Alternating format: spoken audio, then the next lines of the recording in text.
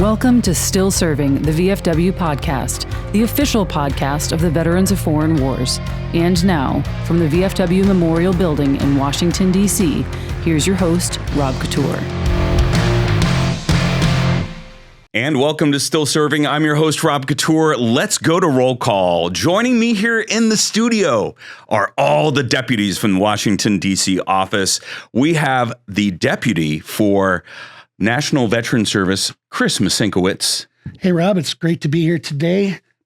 Proud to represent National Veteran Service. Great. Well, you're not the only one that's going to be, but we'll get to you in a moment. There's plenty to talk about there. Definitely share it. Joining us from the deputy from the National Legislative Service, Nancy Springer, actually the acting director, as Christina Keenan's just had her baby, right? Yes, she sure did. Beautiful little girl, Ariana Sandra Noel. Yeah, that's going to be tough for the government forms, that's for sure. Yes. Yeah. Tough to say for me, too. Yeah. And then also joining us, as I said, also joining us from National Veteran Service, the other deputy, Greg Orto. Greg.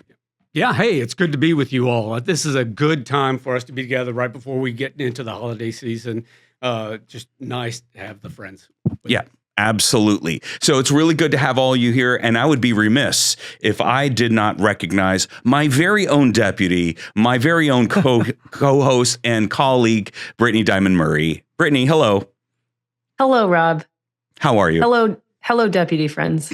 Deputy Hello. friends. Hey. I just want to go on the record that I did not shoot the deputy, and hopefully by the end of this episode that remains true. All right. So I'm going to go over to Greg. Greg, what do we have on the docket today? You are taking the spot for our executive director, Ryan Gallucci. Oh, so hey, this is great. there you go.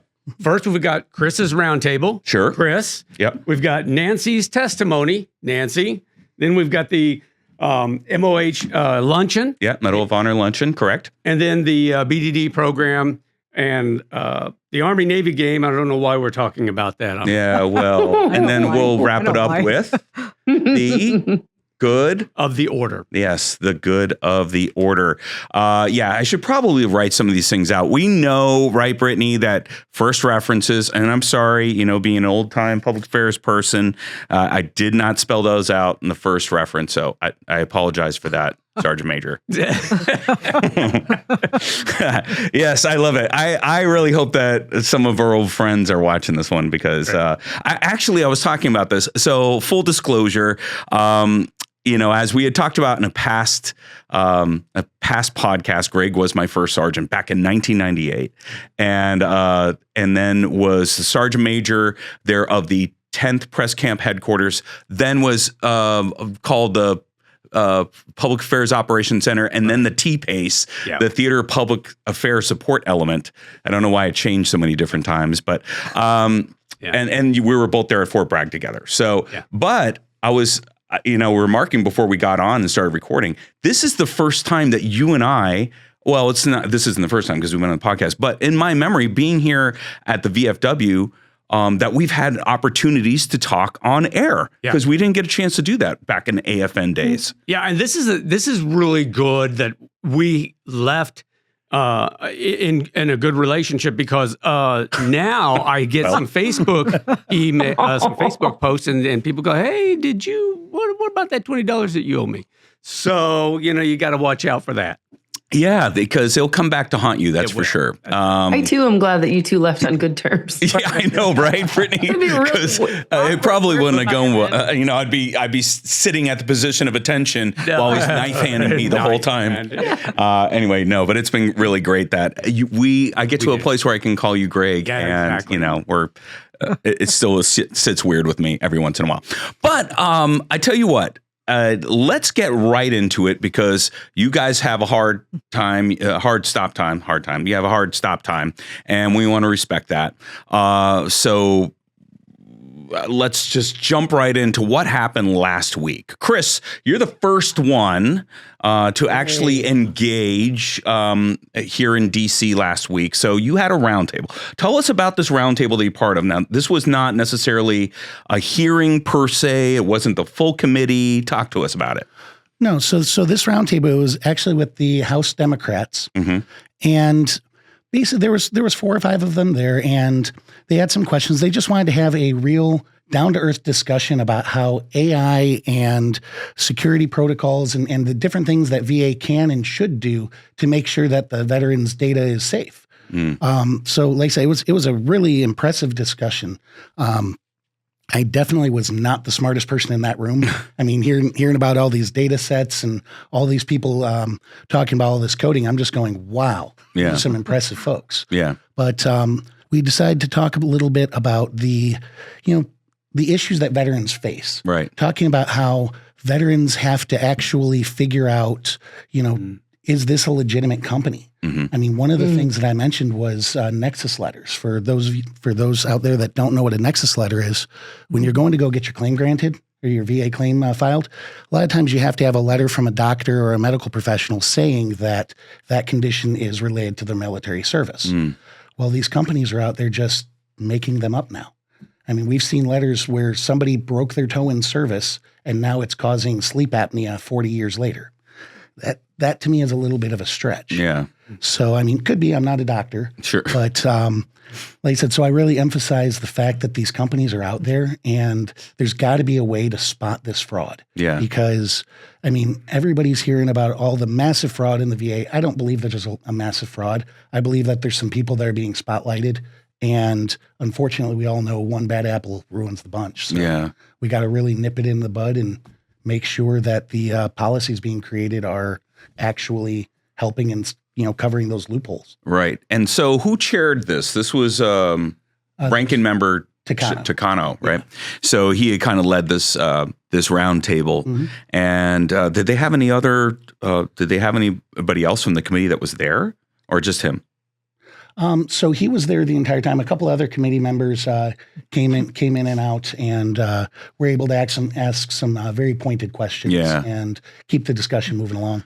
It's interesting that this wasn't a full committee, because you'd think that having the cybersecurity, personal identifiable information, and protecting veterans in that aspect would be important to everyone. So, I mean, it's interesting. Do you recollect if there were any, Republican representatives that might have been in the room? I don't believe so. Yeah. I don't believe so. I know it was hosted by the House Democrats. Yeah. And, they were definitely leading the conversation, but I don't believe so. Well, I know that this happens from time to time, that they'll do this, like each political party, if you will, that members of the committee will hold a round table before they actually come together. Sometimes they do that, kind of do their own research, if you will, to set up when they're going to lay out a bill. Like, all right, we're going to introduce a bill on this, right? Right. Yeah, this definitely isn't out of the ordinary. I think I've participated in 4 or 5 of these over the last few years. A lot of times it's, they just want to hear the VSOs and the veterans' perspective on something, let's say like letter writing, or when I say letter writing, the letters that go out to the veterans. Yeah. Can people understand them and things like that? So, like I said, it's not out of the ordinary. Like you said, it's kind of a discovery process. Right. And they're going to take that information that myself and the other people that were invited to the roundtable provided and hopefully craft it into something that'll help out. Yeah. Nancy, I know when you were over there during your time with Senator Ossoff's office. Man, that one's always hard to say. Yeah. Yes. Did he hold these many times? Did he do his own like little roundtables and get more information? Or he actually did that in state more. Oh, okay. When he went home, do that in state. He had a program which is called, I can't remember what it's called, but they would go to various cities and towns in Georgia with his team, and they would have the constituents come in and do things like that in that venue. Yeah. Yeah. Okay. Yeah. All right. Greg, so, we're talking about this with Chris about the importance of protecting service members, veterans, information. I mean, look, AI is a useful tool, right? But, where do we need to be careful there? Right. Yeah, we have to be careful because there's what's called work slop or AI slop, to where the AI program will the AI program will become will just start spewing out anything, And so Chris made a good point when he was talking to Representative Takano. He talked about the claim sharks and the nexus letters. And I think that is good for the VFW to, whenever we have an opportunity to get before VA, Congress, that we harp on the claim sharks and the nexus letters. You can go and get a nexus letter online for like $1,200. And pay 29% interest if you can't afford the $1,200. Remember that one? Yeah. That guy that we met with? Exactly. That's right. So good on you, Chris, for doing such a good job with that. Yeah, that's great. I'm glad that you were there to represent. And, the thing is like on a day like that, was that last Wednesday already? Yeah. Yeah. When we have multiple things going on, statements for the records, Nancy testified later on that day, which we'll get to in just a moment here. It's great that you were available to be able to, because look, you're managing upcoming training, you're doing quality assurance on people out there. So for you to step in and give your time and give your perspective and say what's important, especially with regards to protecting veterans' data, good on you. I thought you did a good job. Well, I really appreciate that, and thanks for coming out and everything. I look at where a deputy director's work is never done because we're the ones that are trying to make sure everybody knows what they're doing. Right. So. Like I said, being able to fit that in the schedule, I was honored that I was asked. Honestly, I'll always make room for it. Well, I tell you what, sometimes you got to step up and step in. And we're going to go over here to Nancy, who has stepped up and stepped into the role as acting director. That's a lot that's been thrown onto your plate, Nancy. That's for sure. Mm-hmm. Lots of emails coming my way. Absolutely. Lots of emails. Lots of emails. And so one of the things that you end up having to do was you end up having to go and testify last Wednesday. And it was like 24 bills that they were talked about. Yes. Now, we got the list of bills a couple months ago because this hearing was supposed to go really at the end of October. And when the government shut down, it all got rolled forward into December. But we did comment on every single bill. We had a statement for record that was 12 pages long with comments on all the bills. And they ran the gamut from education to health to benefits to appeals, actually. Wow. And some that were only on the periphery related really to veterans benefits. Oh, only, because I remember during the hearing there was, they talked a little bit about like gun safety. That was part of the things that came up. And for people that don't know, again, like if you go on to our website, vfw.org, and you can go in the drop-down menus and look for the advocacy place for that, you could see where all of our statements for record are. Yes. And it's, you only get so much time when you're in a hearing, and so you can't do everything that's on that. Everybody gets 5 minutes for a statement. Yeah. So out of my 24 bills, I picked out 3. Yeah. And I coordinated with my 2 fellow co-panelists. And ironically, the 3 of us picked the same bills. Yeah. I thought at first that'd be a problem, be repetitive, but each person brought a little bit different perspective to the table regarding those bills. And I think by emphasizing those 3 bills, they may get a push. Maybe that helped them get across the line and actually become laws. Yeah. Yeah.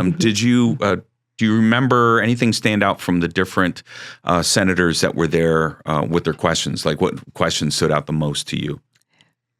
Some of them asked questions specific to their bills that they had on the docket. And that's pretty common. If a senator has a bill that's in the group, he or she will ask questions about it. But I thought the 3 of us were maybe a little over-prepared and under-questioned, but that's okay. And a big shout out to my colleagues at NVS who helped prepare me for this testimony, both for the written statement and the oral statement. Because I trained practiced with Jeff from NVS, go over it a couple of times, make sure it's accurate, make sure everything's lined up before I sat down and I'm on camera. And 5 minutes and 5 minutes only. Yeah. And my statement came in just about 4.5 minutes. Look, if you've not seen Nancy testify before, you've got to do that because to see her, she's very matter of fact and to the point, and nothing shakes her. Nancy, you're a good representative of the VFW and bringing the point across, what we want to bring across. You do a very good job with that. If you haven't seen her do testimony, you've got to do that next time she's got that going. Well, thank you. And we can provide a link to that testimony. And so we'll make sure that that's made available. And grab some popcorn. With that, popcorn. Nancy, would you mind just filling us in? That's a lot of bills in one hearing. So can you just kind of touch on some of the decision making? Why we chose the 3 bills we did? Yes, and the 3 that I chose had to do. The 2 of them had specifically to do with benefits, because that's really my portfolio, benefits legislation. And the third one I chose has to do with medical care access. And it was one of the chairman's bills, so I thought we should comment on it, especially since we supported the bill. But the bills I chose, the bills I chose, one had to do specifically with, if passed, it would deny VA the ability to deny a claim just because a veteran misses his or her compensation pension exam. Right now, they can do that, and this bill would disallow that. Because things happen. Wires can get crossed, cars can have flat tires, something can happen. That person maybe not show up at that appointment. And right now, VA can just kick the claim out the door, and person has to restart again. And that's very burdensome, both administratively, emotionally, psychologically. And this would just do away with that. And I was glad to see that. And the other one in my stack here of 3 had to do with the benefits appeals processes. And that was a very complicated one to explain. And Jeff really helped me order it so it flowed easily. But it has to do with changes at the Board of Veterans Appeals and also at the Court of Appeals for Veterans Claims, making the processes more streamlined, granting BVA, the Board of Veterans Appeals, some authorities that it currently doesn't have to make the process a little bit more streamlined, a little bit quicker, giving it more of some court-like authorities. Not diminishing the actual court, but linking them in better, coordinating their efforts just a little bit better as well. And that third one, called the SERVE Act, that would allow, if passed, veterans to use nearby military treatment facilities if there's unused capacity. So for an example, it would be like me out in town here in Arlington, Virginia. If there's a space on Raider Clinic there at Fort Myer, right next door to me, I can go there instead of having to go to VA if it's full, or getting sent out into the community or some other place, because the Raider Clinic is 1 mile from my house, and that'd be most convenient for me. Now, as a TRICARE beneficiary, that is my setup right now. But if I were a VA patient, VA care patient, this bill would allow that, just like it does for me as a TRICARE beneficiary. So those are my 3 bills all put together. And my 2 other panelists focused on them as well. They both supported them also. One of our panelists was from one of the legal nonprofits, and he really hit in on the Benefits Appeals Improvement Act that I highlighted.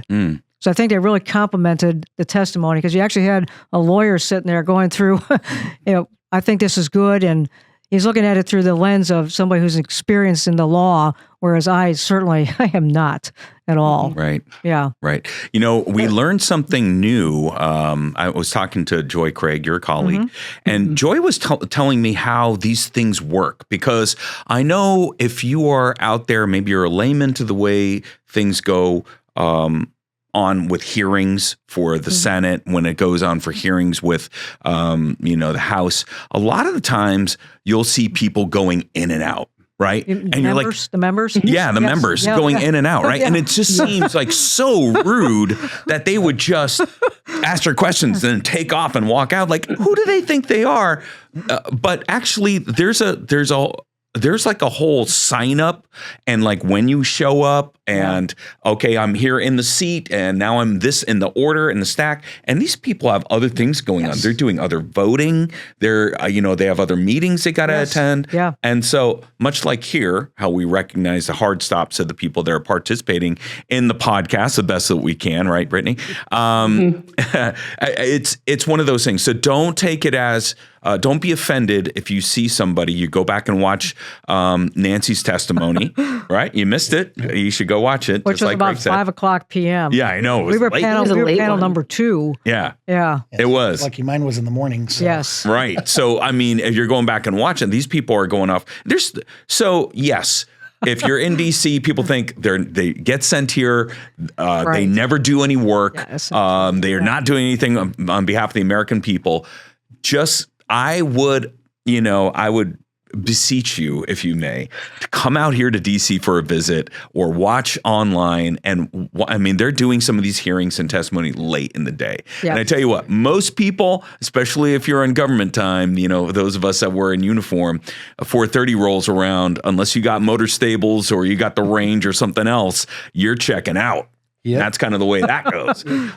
So I couldn't think about doing something over. Well, hey, maybe we did some overnight stuff. I was deployed after all, and in the Army for 24 years. But that was really great. I think, we also had we submitted statements for the record that day on health. Yes. Yes, there was another hearing. Yeah, there was another hearing going on. Yeah.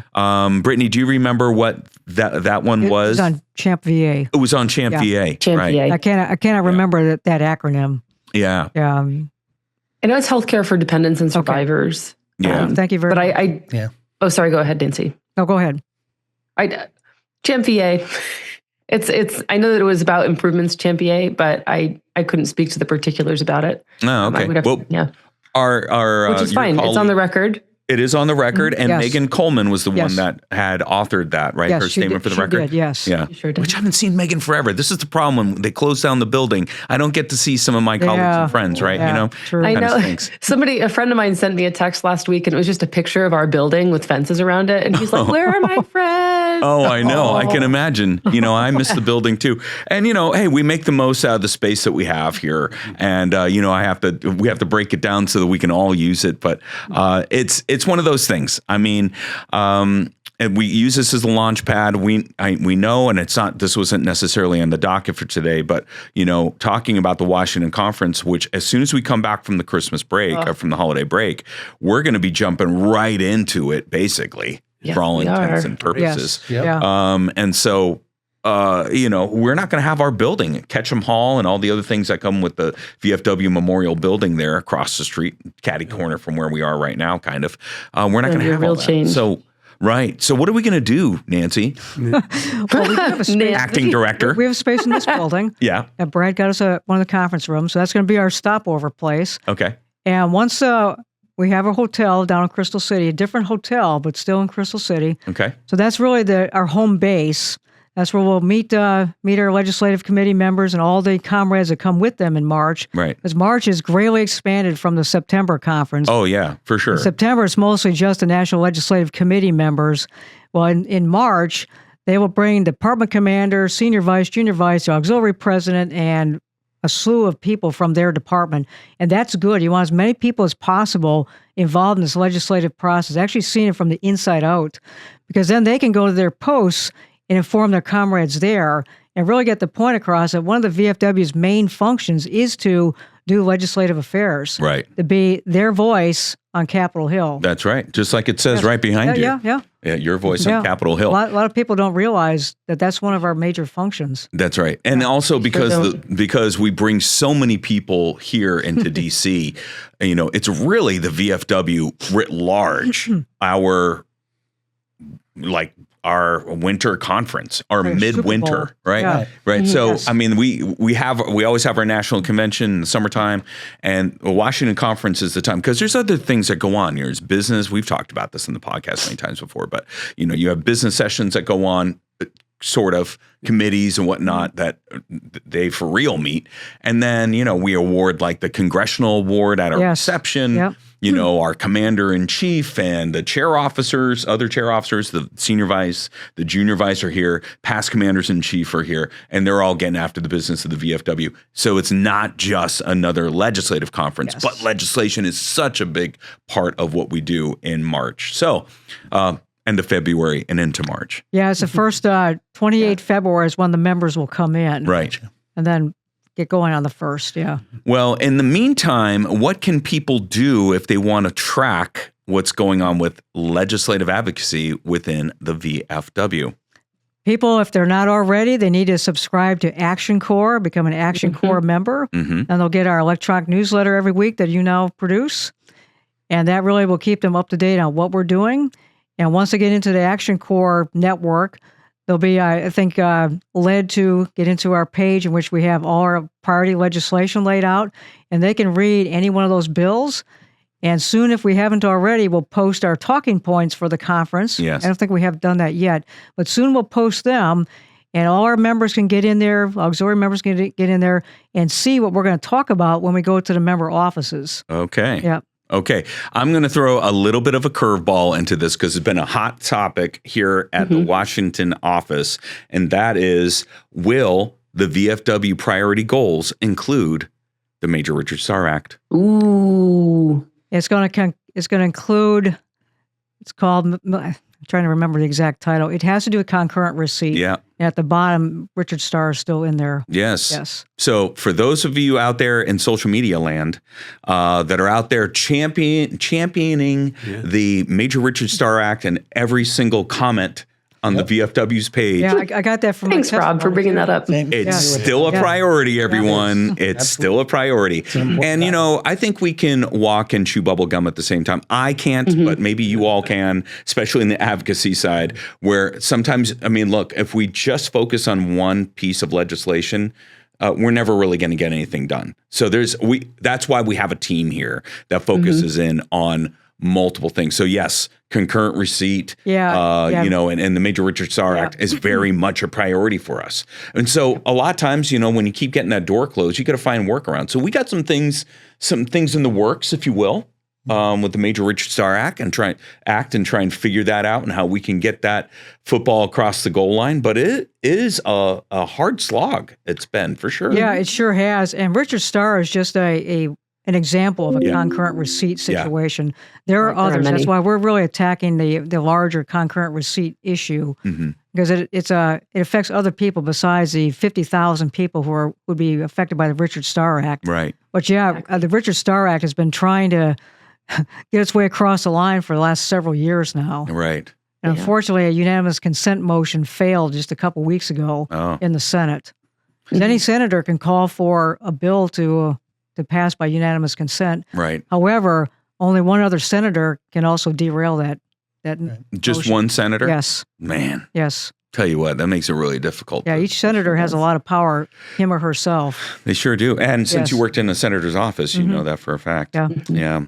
Well, I tell you what, for those out there, it's maybe not right now because it was like 3,000 pages, but we know that the NDAA got passed. Yes. And so maybe we'll save that for the next podcast. But what do you think, Brittany? Should we save that one? We're gonna save that for the next podcast for sure. The plan is to bring on Joy Craig, and so hopefully that everything aligns and that's able to happen.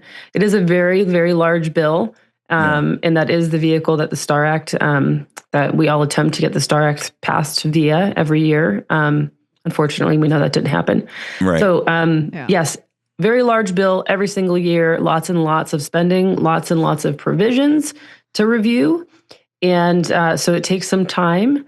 However, we do hope to have Joy Craig, who covers our service member affairs portfolio in NLS, on with us next podcast to discuss what's in it. So that's going to include the pay raise, but also some more just other provisions that maybe people aren't so much aware of. So there's a lot of productivity that happens. That's the major defense bill that gets passed every year. And legislation for DoD doesn't get passed really outside of that. So everything from quality of life issues to pay to just general policies, we can find it in there. So it's going to be a pretty exciting discussion. Stand by. Yeah, exciting discussion. 3,000 I think pages. It's exciting, but I'm like, we are we're a little bit nerdy when it comes to that, right? We really dig into some of those things. Go ahead, Chris. What do you got? No, I was just wondering if they make a Cliffs Notes version. A Cliffs Notes, Spark Notes. Yes, need to. Oh, stand by. So we usually do so Joy, I think if you do subscribe to our Action Core Weekly, every year we do generally put a little blurb in about some of the highlight areas that our members would be interested in. So if you don't have a chance to listen to the podcast, you can just, like I said, subscribe to our Action Core Weekly if you're not subscribed already. And there should be a little short write-up in there about some high points of the NDAA and what was passed in it this year. So it's not fully passed. The House voted on it. I haven't checked this morning to see if the Senate has voted on it yet, but it seems like it's on its way. Yeah. And the NDAA does cover, it's it's the Authorization Act, right? So you talk about things that are funded. If you remember when we were serving in uniform, those of us who are up at the higher echelons and at the Pentagon or whatnot, we were always fighting at those posture hearings why we need it. Now we can't tell them, exactly but here's the reasons why we need this budget. It was kind of a difficult way of doing it because you can't, you can't exactly lobby Congress when you're in uniform for those things. No. But I mean, it does cover a lot. And I mean, even things that you wouldn't think necessarily would be included in such a big authorization act, things like the Medal of Honor. So like the Medal of Honor is something that would be, you see my transition. Good segue. All right. So the Medal of Honor is something that would have to be submitted. You only have about 6 years from the time of action to then beyond and to submit it and to get processed.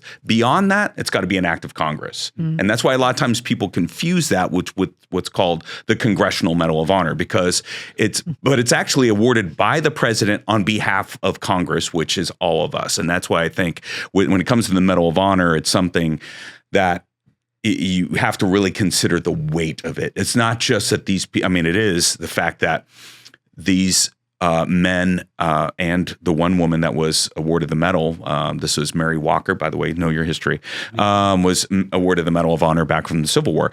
But that they did this extraordinary feats of courage and selflessness and intrepidity, his favorite word that comes from that. But also the fact that how much effort goes into researching it. And we're not just talking because, the staffs up at the Pentagon, but, Congress and congressional staffs are looking at it. So it's a whole lot. And when you have an opportunity to have a Medal of Honor recipient, and not just one, but two, speak, I think it's something that, like E.F. Hutton, people need to be listening. So with that being said, Chris and I and two of our other colleagues, Keith Garrison and Jeff Wisniewski, we went to and I'm going to throw it back to you. Yeah, so it was the Worthy Rivals Medal of Honor reception. So it's part of a series that they put on every year prior to the Army-Navy game in order to just have good discussions between, the Army and that other team that plays in that game. Oh, man. Sorry. Did you need to put the camera back on me? Brittany. Oh, Brittany, look at this. She's got her Navy hat. So it doesn't fit quite right. But yeah, it doesn't. Well, because you have this frame. Can you see it clearly? Yeah. Okay. We got it. And all right, good. We understand. I wanted to make sure. I end up getting an Army hat, and I don't know. That's going to sit up on the shelf for the year, so we'll see. But all jokes aside, it was a very impressive discussion. Listening to the folks on the panel talking about the experiences, and the thing that I was most surprised about was they didn't talk about themselves. When a question was asked, they were talking about their team. They were talking about the experience, but not a single one of them went up and said, well, yeah, I did this. And it was very impressive to see how humble they were. And you could tell that they were the right people in the right place to do the things that they had to do. I think this is why Medal of Honor recipients, to me, are the best example of what we should aspire to as veterans, because they're so selfless, right? Not just in their actions, but beyond that. I'll give you, for example, so the two Medal of Honor recipients that spoke were Staff Sergeant Ryan Pitts, Army, from the war in Afghanistan, and what was his lieutenant? Yeah, Tommy Morris from Vietnam, and I mean, unbelievable stories of their heroism and what they went through. But yeah, they didn't talk about themselves. They were talking about the people that worked alongside of them. What they witnessed, their leadership. It was really great and refreshing to see that in a day and age when social media causes all of us, most of us, to really say, look at me, look at me, look at me. What can I do to get more likes and clicks and followers? How can I monetize my profile, my page? And these Medal of Honor recipients are talking about their leaders, and they're talking about their troops that they led, and what they did total humbling to listen to them. Exactly. And I think that's what defines a good leader, is somebody that isn't in it for themselves. They're in it just for the team. They're in it for the person next to them. And like I said, I could go on for hours just about how impressed I was with them. In fact, when I went home, I ended up going on and doing down the rabbit hole on all the panelists and just reading. I'm just going, wow, these are just some incredible human beings that have done things to make the world better. And it's just so impressive. It was so impressive. And there were actually Medal of Honor recipients there in the crowd, and in the audience. Leroy Petrie was there. There's a few other from the Vietnam era that were there. It was like Barney Barnum was there. It was pretty well attended. Oh, yeah. And there was a great many cadets that were in the room. So ROTC cadets, there may have been some JROTC cadets that were there. Navy cadets that were there. They even had the volunteer firefighters from DC that were doing the color guard, and they had the cadets from the fire academy were there in the back. Yeah, that were participating as well. I mean, it was just an incredible day. Yeah, and some of them, I don't even know if some of these cadets realize, like when some of them that stood up and speak, which by the way took some guts. Oh yeah, right. Because by the way, the panel was also Admiral McRaven and General Kurilla. Exactly. So it was like, oh my gosh, it's like you're not only a 4-star admiral, but you're the 4-star admiral in charge of all special operations. Yeah, right. So you know how to get rid of the bodies. Right. So in his case, I think they did get rid of the body, if you know what I mean. But yeah, so these cadets were up there asking questions. Well, not got up there, but they stood up in the crowd and asked questions, and it was really great. So what an awesome thing. I was happy to sit next to you all, and we had some members of the VFW that were at our table as well. Right, yeah, we had, I believe it was Charles Bush, the junior vice from Virginia. Very cool. Was able to attend, and it was a great time. And I just got to put in one plug. If you ever get over there, try those little pepper things that were on the chicken. It was weird. Started off sweet and then went spicy. I'm just like, it was whoa. Weird. Yeah. Of course, Ryan and I always, and Brittany, we always joke about being here in DC. You become a professional reception goer, right? Yep. And you're just constantly going. I mean, look, networking is part of what we do up here. I mean, it is super important for us, not only to be on Capitol Hill, not only to go and engage with the administration at the White House and the VA and those sort of things, but to get to these events, we're still working, representing. Yeah, we might be eating some, reception chicken, which was interesting. But the thing is we're networking with the people there. We're making inroads. My goal with being there was connecting with not only the Congressional Medal of Honor Society, but also with the Medal of Honor Foundation and their Center for Leadership, which I was able to do. I was able to talk to them. So, hey, if you're in the VFW, look for some things that come from that. I'm really looking forward to bringing more Medal of Honor recipients on to help maybe give talks on leadership. We had Will Swenson that was at training this past fall. So if we can do that, I think that would be really great. Just not only the reminder of why we do what we do, but just it kind of helps reframe and refocus why it's so important that we're here in Capitol Hill. Well, not only that, with all of the cadets there and things, and all of the other veterans that were out there, we were able to show that the VFW is still an active voice in the community. Right. And we actually, myself and Jeff, were able to sign up 2 folks while we were there. You did? Just talking with them. They're like, yeah, let me get on the website real quick and sign up and everything. And it was just because we were wearing our hat in the area, and they were just asking us like, hey, what do you do? And we started talking, swapping a couple stories, and next thing you know, we have 2 new members. Oh, man. And I'm really hoping that those cadets, especially, they're going to be the leaders of the troops for years to come. Yeah. I'm hoping that they'll remember seeing the VFW there and go, yeah, these are good people. We need to be involved with them. Right. But Brittany and I had talked about this before, about being where these young veterans or soon to be veterans, soon to be, or maybe not. Hopefully we don't have anything, kick off here, fingers, everything crossed, so that these young cadets aren't just thrown right into the fire. Give them a little bit of time to get some training in there before they. We just had that conversation this weekend. That's right. The importance of being present, being out in the community. Wearing your cap, wearing your VFW wearing your cap, and what cap do you wear, and Brittany, we'll get to that when we talk about the Army-Navy game and the tailgates. Yes. But I will tell you, and you've heard my story before, that one of the reasons why when I wanted to go to this Medal of Honor thing, other than reconnecting and networking on behalf of the VFW, was to reconnect with Staff Sergeant Ryan Pitts.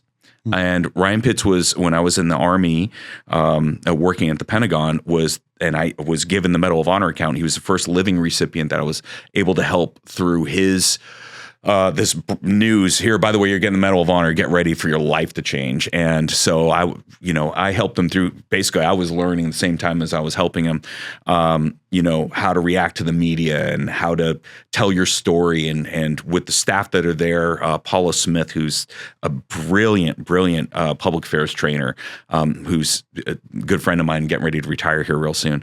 She was able to help Ryan navigate through the story and talk about it. And you know what? We went on a tour. We went around. We went to Italy where he was stationed. We went around New York and all these different locations. And so when I came back and I saw him, he goes, "Hey, I got something for you." And so he said, "Here's my coin." So we'll throw a picture up here in a moment of what the coin looks like on both sides.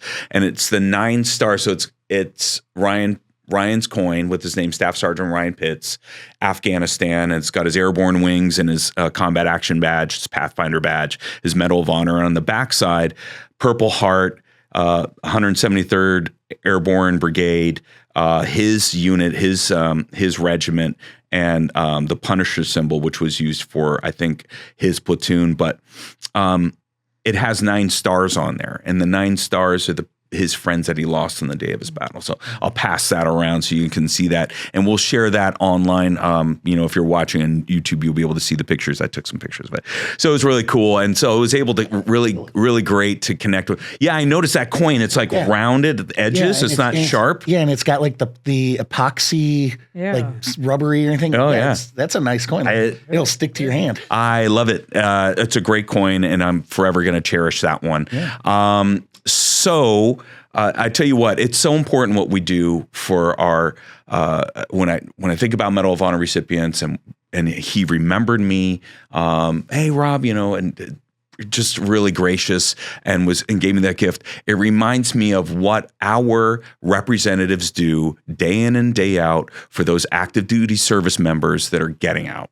And it's through the BDD program. And so, Greg, I'm going to hand it over to you since it was on our docket. Greg, what is the update that you want to give us with regards to BDD? Yeah, so a service member can now go into the BDD program or submit a claim within 6 months or 6 months prior to them separating.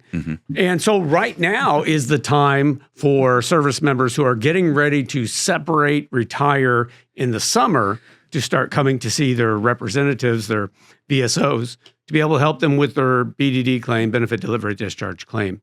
I just recently went to a briefing and briefed some service members, and some of the questions that they had, I thought were interesting, and I'd like to kind of bring them up here. One thing was about the exams, and what if I miss an exam? Nancy, you hit the nail on the head when you talked about that. Because VA, if you miss an exam, I had a service member who was late for an exam. In this DC area, you know how the traffic is just terrible. Right. Well, we had, he was just a few minutes late for the exam, and the VA, the contractor marked him down as a no-show. And so they were going to close down his entire claim. What they were going to do is they were going to shut down the rest of the exams and then send it back to VA. And then VA would reschedule those exams at a later date of their choosing. So, but this is why you want to have a VSO, is because we were able to get in there and talk to the contractor before they sent it back to VA, and be able to get that one exam rescheduled, and then the other exams stay on the docket. So another good reason why you really want to see a VSO. It's not always going to happen that way, but it is something to consider when you're going to do a claim. And we were talking about AI. You can do a claim. You can go on an AI system and do your claim yourself. In fact, Chris, I think you were saying that you saw an AI claim. Yeah.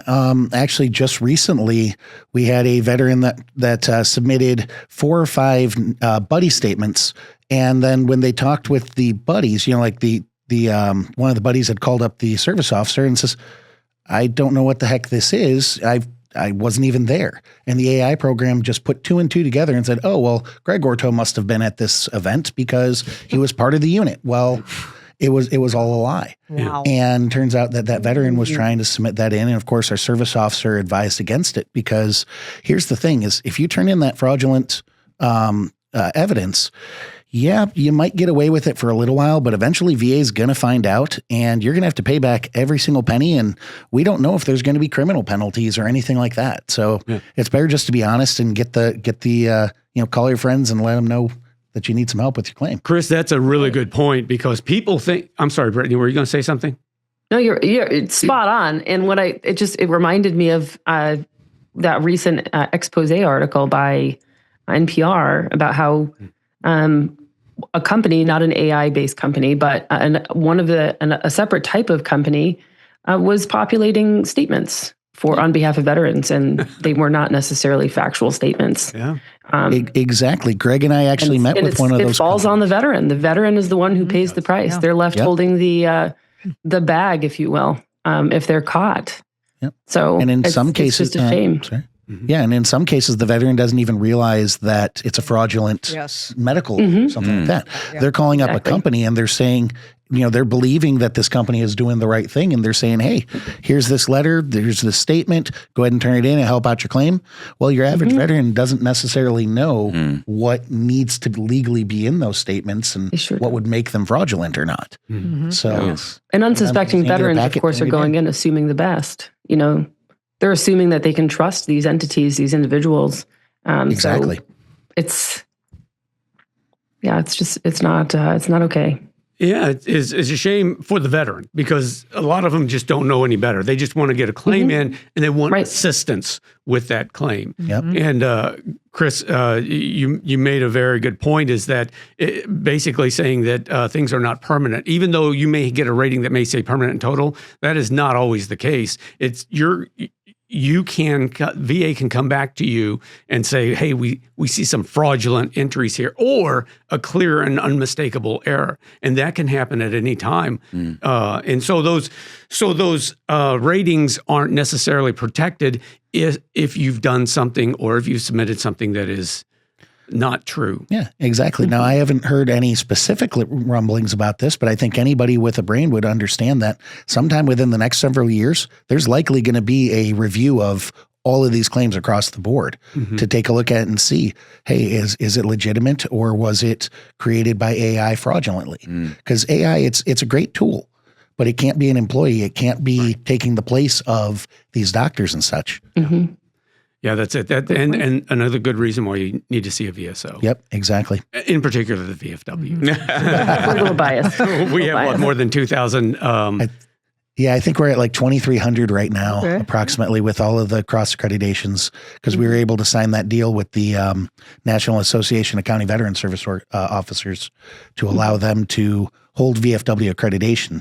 So I like to say it's kind of like a driver's license. You can get those endorsements. Right. Well, they can have that VFW endorsement and help the veterans that we help as well. Yeah. So we did get a question when I was briefing about, well, what if I get extended? Because some of our service members are getting 2-3 month extensions, and they've already put in their claim. So what do they do about that? And how does that even affect the claim? It does affect the claim. It can affect the claim. And that's why you want to see a VSO. You want to see the VFW rep, because what we can do is, once we find out that you have extension orders, we want to be able to make sure that we get the extension orders in to VA, let them know, because I did have a service member who was extended, didn't let us know about it. And then VA just started paying them.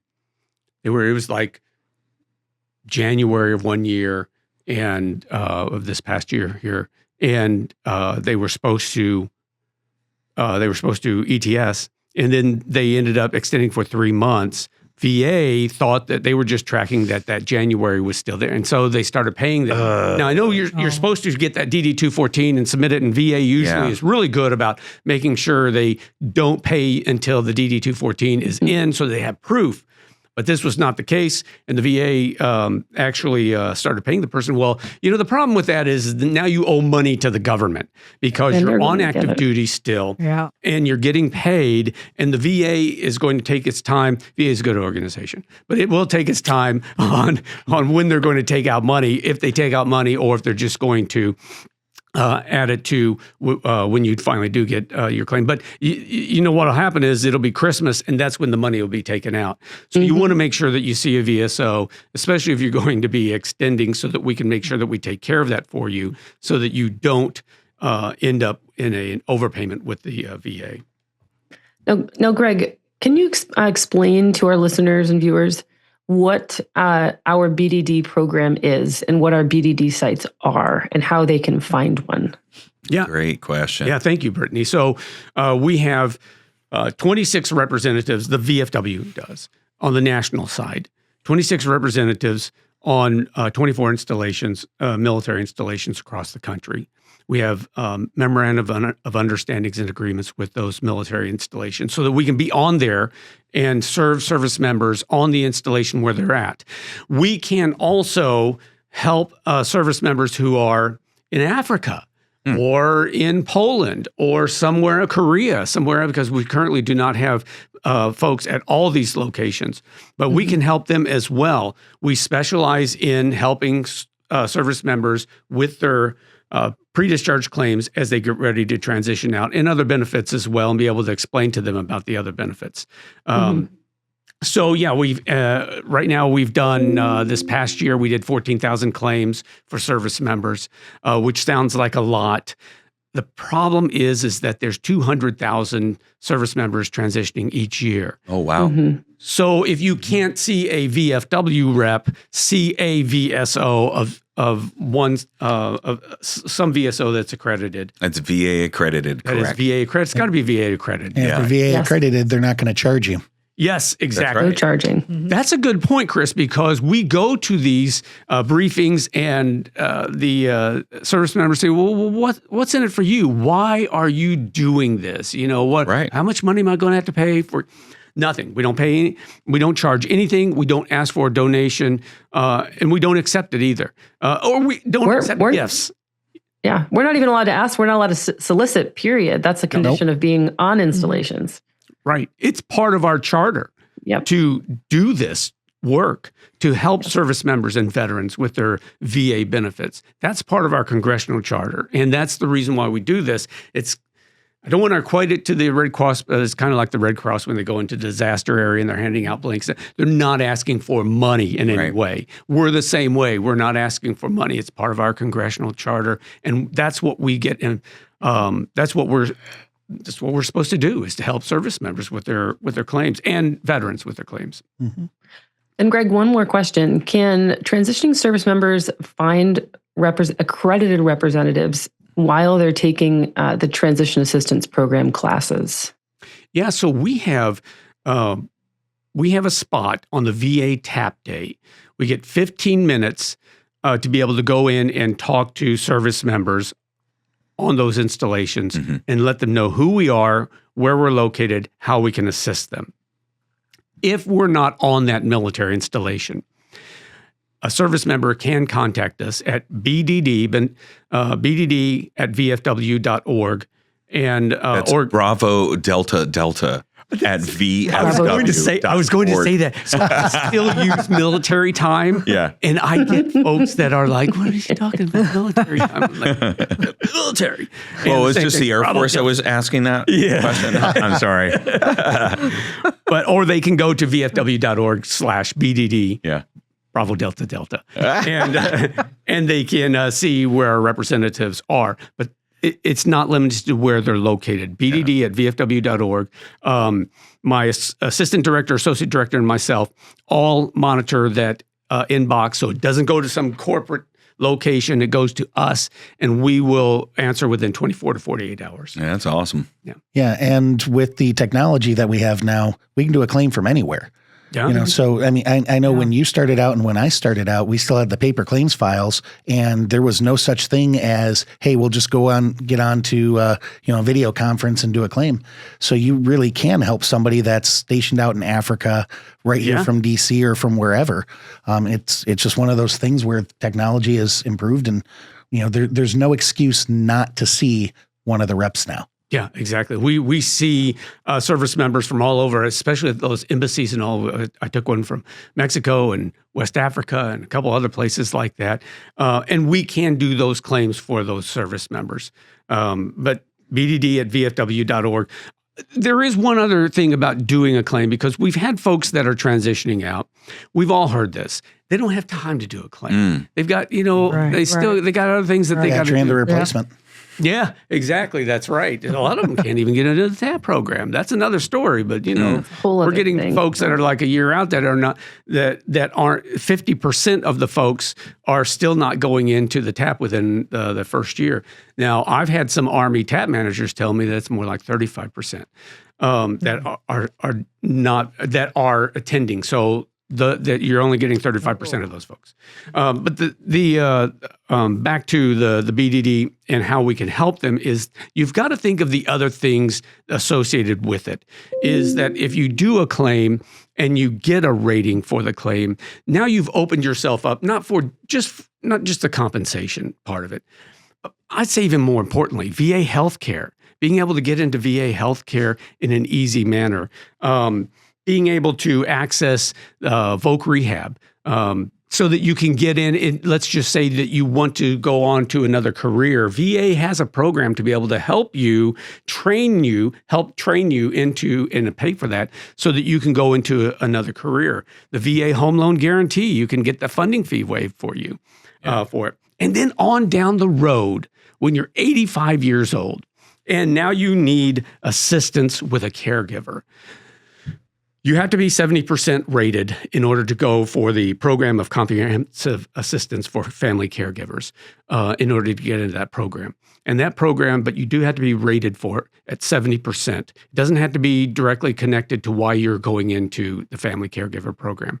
But this is the reason why you start your rating and your claim ahead of time as soon as you get out of the service, so that you've secured that. And then on down the road, when you get rating increase claims because your knee's worse now and things like that, now you're up to the 70% and you can go into that caregiver program. Yeah.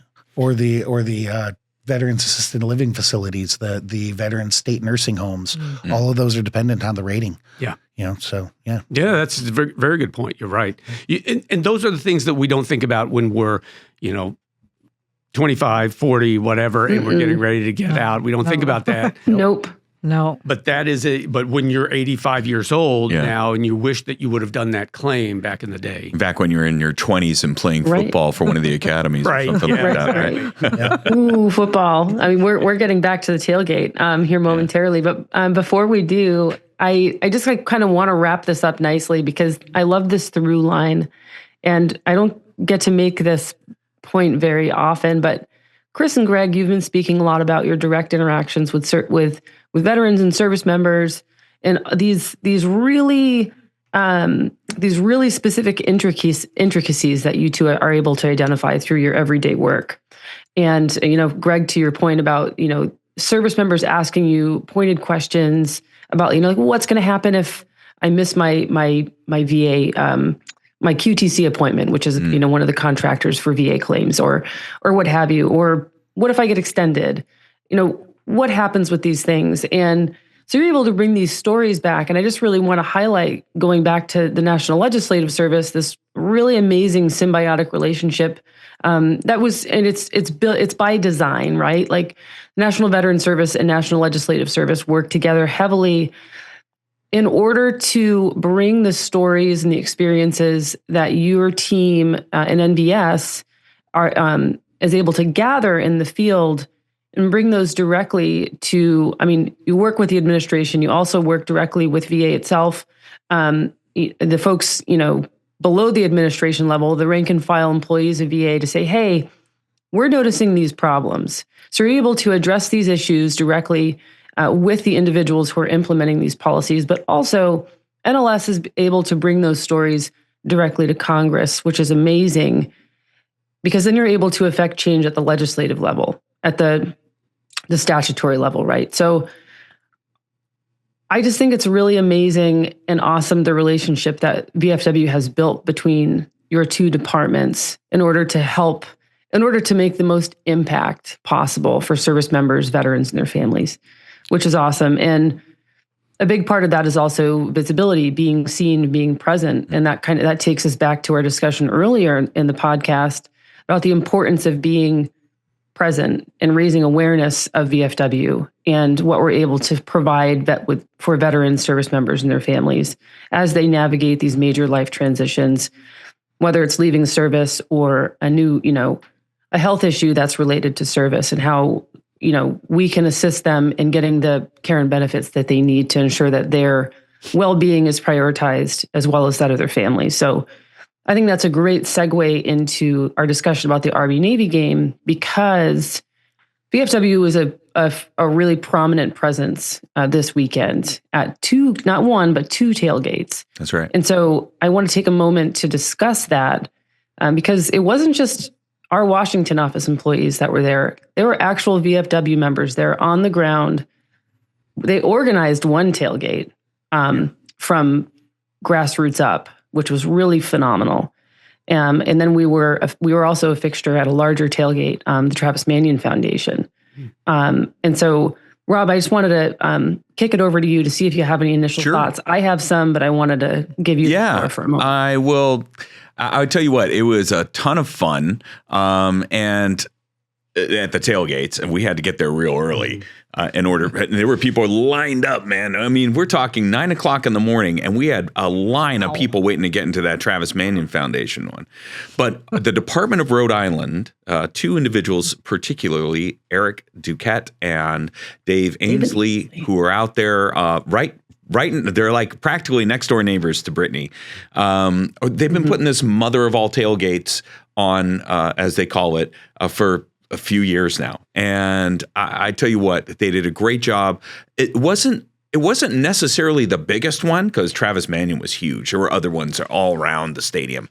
But for them to be all the way up in Rhode Island, to garner the support that they did, getting sponsors, teaming up with the Department of Maryland.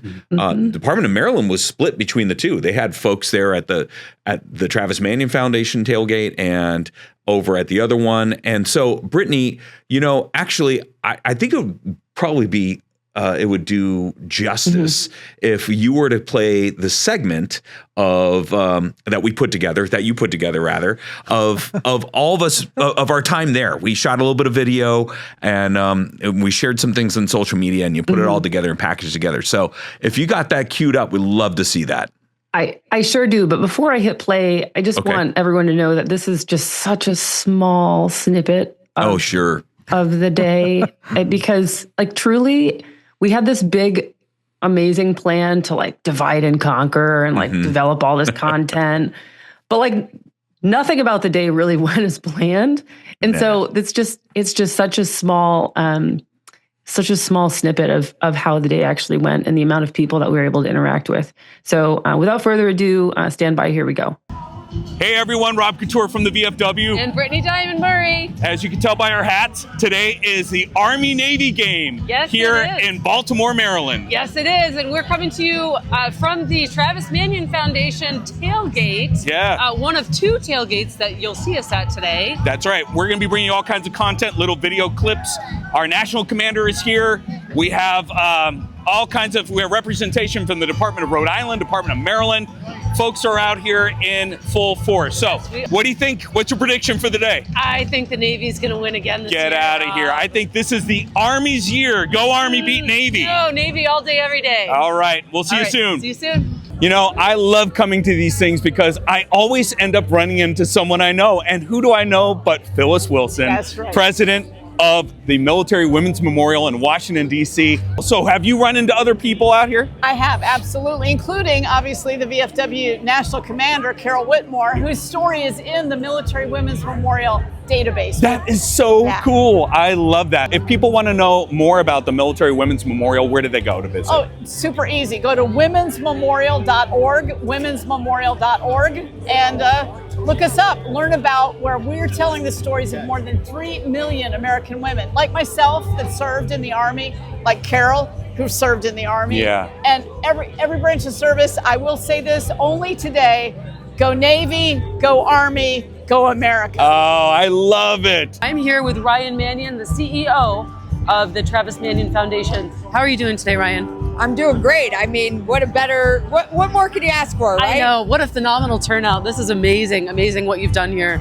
Can you tell us a little bit about what the proceeds from the tailgate, where they go? Sure, all the proceeds from today go back to support our work at the Travis Mannion Foundation, which empowers veterans to make sure that they are going back into communities, continuing to serve, continuing to show up as civic assets, and continuing to let the rest of the country know how important our military community is. That is phenomenal. I am so thrilled with what you're doing here, Ryan, and thank you so much. It is such a pleasure to meet you. It's a pleasure to meet you too. And I'm so sorry about your brother. As a small token, this is my medallion from this year being Commander-in-Chief. Oh, wow. It means a lot that I get to be part of this here with you today and the rest of the family that comes here. And we're all family. It doesn't matter if we're Navy, Army, whatever. So thank you for letting us be part of this tribute to your brother. Thank you, Carol. Thank you so much. All right, Rob here from the VFW. As you can tell, we are not at the Travis Mannion Foundation. We jumped ship to the mother of all tailgates over right by the stadium. As you can tell, it's the free tailgate, last stop before the stadium. I'm joined here with the Junior Vice Commander-in-Chief, Glenn Umberger. Glenn, it's so awesome to have you here. Tell us a little bit about what brought you out today.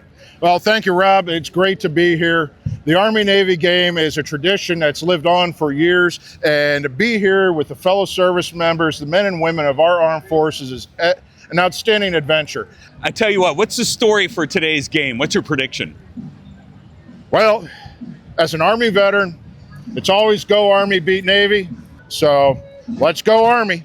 Hey, Brittany coming to you from the mother of all tailgates, organized by VFW Post 152 from Rhode Island, the other tailgate. And it's pretty amazing. It's hopping down here. So I'm here with Jill Skeet, and she is a fellow VFW member from the same post, 152, and she's still currently serving. Yes. So Jill, tell us what brought you down here this weekend. Oh, it's just so much excitement and fun, raising money for Homes for Heroes so we can support and really give back to those folks that have given so much to us. So really excited to be here, thrilled. It is so much fun. The energy is exciting. Yes, it is. So I'm thrilled that you're here too. It was really wonderful to see a familiar face, another familiar face. I love that Rhode Island is representing down here and rallied to make this happen. So I am so thrilled. Thank you very much for your generosity and volunteering this weekend. And go Navy. And beat Army. I am Carol Whitmore. I'm the National Commander-in-Chief for the Veterans of Foreign Wars, and it's my pleasure and my honor to be here this morning with this great group of fellow veterans, Navy, Army. We're all one family today. I have 2 extra tickets to the game today, courtesy of USAA. And there are many, many volunteers that make all of this happen. With that said, I would like Jill Skeet to please come up here, along with your husband. Jill and her husband were selected by her own peers to receive these tickets today because they put in a lot of work here to make all this happen. So congratulations, Jill. Your people, your VFW people decided you deserve to be here today with those tickets, you and your husband. Well, what an amazing day it's been so far, huh, Brittany? Rob, it's been a day. Yeah, absolutely. My voice is like gone. Yeah. It's like approaching gone. Yeah, it sure is. Wow. It's like a credit to all the super loud music at Yeah. both of the tailgates today. So, Yeah. that's what happens. I tell you what, the VFW definitely showed up strong being Yes. here in Baltimore. Outside, as you can see, Yeah. from M&T Bank Stadium, where people are streaming in for the Yes, beginning of the they game. are. And so we're going to get out of here. And for the VFW, for still serving the VFW podcast, I'm Rob Couture. And I'm Brittany Diamond Murray. And remember, when it comes to the VFW, we are still serving. Take care. Take care. Go Army. No, go Navy. Lots of fun, that's for sure. We had a good time. Obviously, we, for those of us that were rooting for the Army, we had to eat crow because we lost, unfortunately, by 1 point. I know. And then Brittany gets to wear her cap. That's right. If you really want to wear, it's your prerogative if you want to wear that. I won't. Hey, look, I got to give you credit. Navy was able to stick it out. Chris had some comments earlier about this team. Yeah. What would you say? I don't know if I want to say that on the air. I might have somebody come after me, but yeah, that's right. I am just going to point out the fact that Navy was ranked and the Army team wasn't very good this year, and it still was only a 1 point game. So, yeah, that's right. It's a huge rivalry. Yeah. Oh yeah. Huge rivalry. 126. It's actually the rivalry is as old as the VFW. I was thinking about that when they were talking about that, and I was going, the VFW was founded like a few months prior to the first That's correct. Navy football game. That's right. And actually, I learned that it was President Garfield that said that they had, it was such a ruckus, right? There was so many fights and things going on. He like banned it.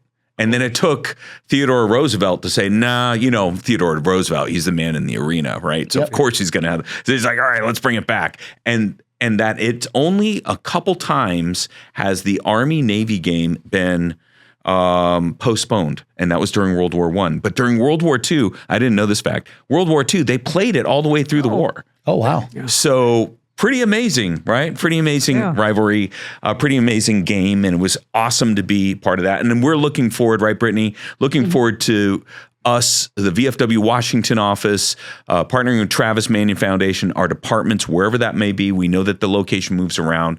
So, hey, if you could send my thanks and gratitude to the Department of Rhode Island, especially Duke and Dave, for all the work that they did putting that thing together. That was pretty awesome.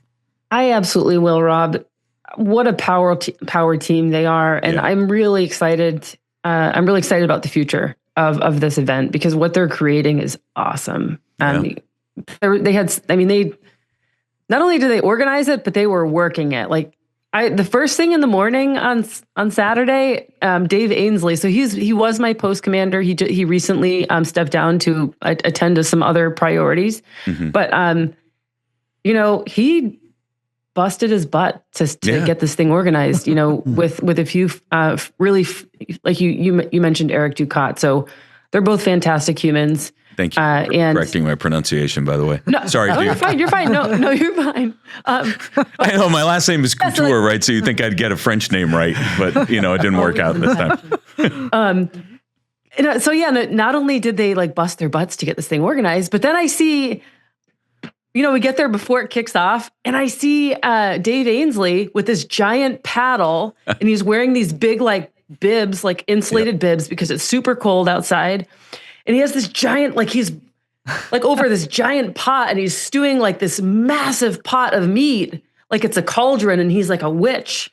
Right. And I was like, dang, like you don't stop. Yeah.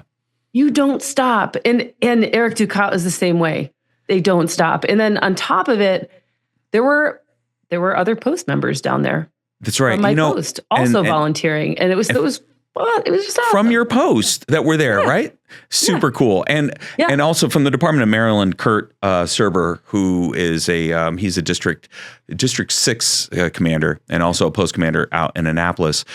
One of the things that he told me, and it goes, bringing it right back to your point, Brittany, is he said, because their tailgate was right next to the stadium. It was like the last stop. If you were walking from, out in the city or whatever, walking into the stadium, it was like the last ones. And he said that there were so many people that came through that were like, this is the VFW? You guys are doing... This is a lot of fun. You guys are having a lot of fun out here. And it's like, right? Surprise. Yeah, so surprise. I'm sure they weren't surprised by like Yingling being there as one of the sponsors, but nevertheless, they were having a lot of fun. They had a band, a concert, they had games going on there. And so it was great to show these young people, veterans that are going to the game, service members that are going to the game, that are like, hey, the VFW is having lots of fun. It's it's not always what you think it is.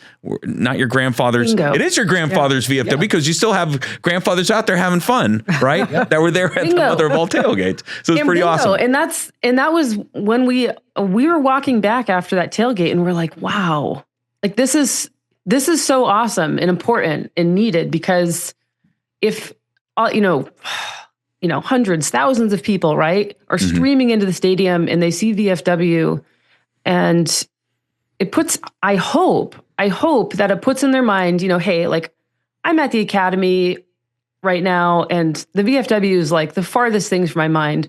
But I hope that by being present, and this ties back to the importance of being seen, being present, being available, I hope that they think of VFW on their way out of the service and when they're looking to get connected to their benefits or find camaraderie. Yeah. To try to make that transition as seamless as possible, to find a new tribe, if you will. And so I really hope that by being there and growing our presence, we're able to have more impact. Yeah. Even if it's not today or in a year or 5 years or 10 years, that they'll know that we're here now and we'll be there then. And we have been for over 125 years now. That's right. 126 to be exact. And so really, really great. It was a great time. Yeah. So, regardless of the outcome, for those of us who are rooting for Army, it was a great time. As we wrap this whole, I know 1 point. Well, I appreciate you giving us that. Yeah. Point. It wasn't a slaughter for sure. But as we get ready to wrap this up, we're getting to the good of the order. So the good of the order for this week, this one particular podcast, is going to be what I want for Christmas. So I want you to get that in your mind. Think of it. It could be anything, right? You could be as altruistic if you want to as possible, or, but this isn't like, Miss America pageant. So you don't have to say world peace, although that would be great. But, so going around the room, let's start with Greg Orto. What is your good of the order? What you want for Christmas? Yeah. So you mentioned world peace, so you took that from me. Oh well. Yeah. So maybe then one crowned win in Fortnite. Okay. All right. Fortnite. All right, Nancy. What do you have? Okay, I'm going to scale it down a little bit from world peace. I would like peace and joy for my family. Okay. Oh, man. You guys are great. Chris, what do you have? So I know Santa's listening, so I'm going to say the one that's altruistic. That way I get what I really want, which is, that new air fryer that I've been having my eye on. Okay. But, I'll go with the world peace because I'm not afraid to be a copycat. Great. Okay. That's a good thing. All right. World peace. And now over to Brittany. Brittany, what do you have that you want for Christmas? It's on your mind. Or on your Amazon wish list? Too many things, Rob. I'm like the most indecisive person ever on the spot. So I'm going to say my brother's coming into town. I haven't seen my brother for Christmas in years and years. And I'm really stoked about that. And so it is my hope that his arrival goes smoothly and we get to spend time together as a family, as we, haven't been able to do for many years. And also that my son's first Christmas is, I know little kids can't really remember things, but I hope that, that he's able to at least absorb some of like the positivity and, family atmosphere around the season. We're planning on lighting a fire, which I'm really excited about. It's like something from like my childhood that I really miss, and so I'm able to bring that back for him. And so I'm really just hoping that this Christmas is just one for the books, I guess. Oh, I think the Farmer's Almanac says it might be a white Christmas, actually. Oh, see, that would just be the icing on the cake. Oh, yeah. Thank you for not making us follow her. Yeah, I know. Because right? I answer I'm sitting there asking for an air fryer, and you're talking about your son's first Christmas. Yeah. Wow.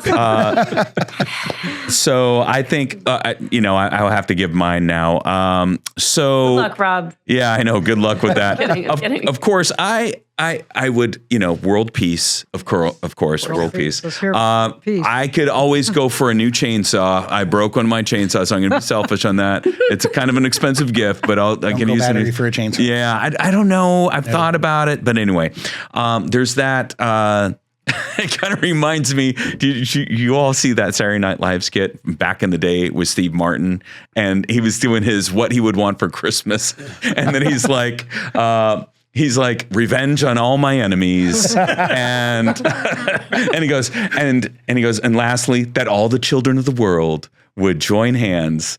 And I don't know, it was hilarious. But the same thing, that my children have the best Christmas that they can, and kind of scattered around in different locations.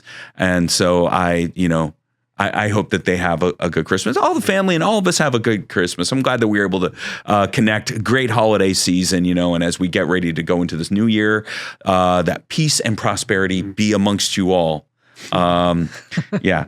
Anyway, and with that, I want to thank you all for being on the podcast. The Deputy Spoken, the podcast today. Chris, Nancy, Greg, thank you for joining Brittany and I. It's been great. You're full of information, and hopefully it's been useful to our audience as well. And for our audience out there, we thank you for listening to and watching the VFW podcast. When it comes to the VFW, just remember, we are still serving. Yeah. Take care. Thank you for listening to Still Serving, the VFW podcast. To get the latest news and information from the veterans of foreign wars, make sure to follow, like, and subscribe to us on social media at VFW HQ, on Facebook at VFW Fans, or visit our website at vfw.org.